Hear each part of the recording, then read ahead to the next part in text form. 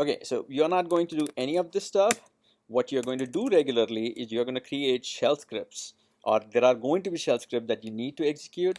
And what a shell script is, just these commands that you put together one after the other and get them executed. So let me create a shell script, nano first.sh, and then I'm going to say echo let's,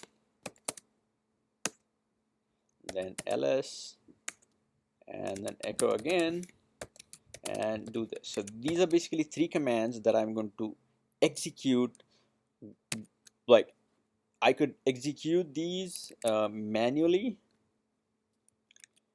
or I could put them in this file. All three of them get executed one after the other. Actually, let's add one more. Oh, actually, I wrote it.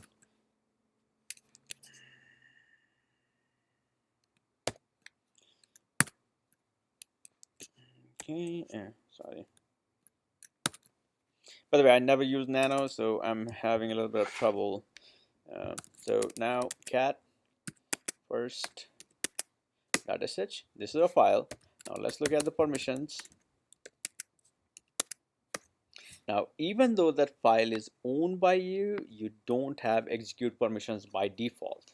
Okay, and when you try to execute this file, which that is the syntax to execute that file, it's going to say the same thing, permission denied. So to be able to execute this file, you're going to have to change the permission to chmod 7. The 755 is something people do. I just use 700 because I don't want to give any permissions to anybody else. All right. So once again, ls-l first.sh. Now permissions for everybody else are gone, and Donnie has permissions to execute that file. So let's try that. And now basically it echoed the let's, like basically this command does this as we saw earlier. ls is going to show the content, basically the ls output of ls, and then once again echo at the very end, and that basically do this.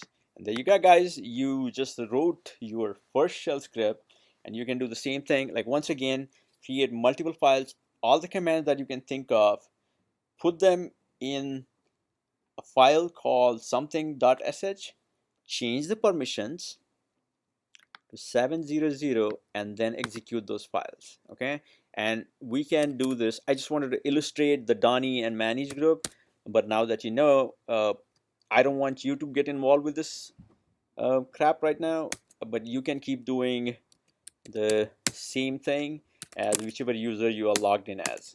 So now you know when I say ls-l, the first is the username, but the second is the group name. Now Google created that for us, so we will just stick with that. All right.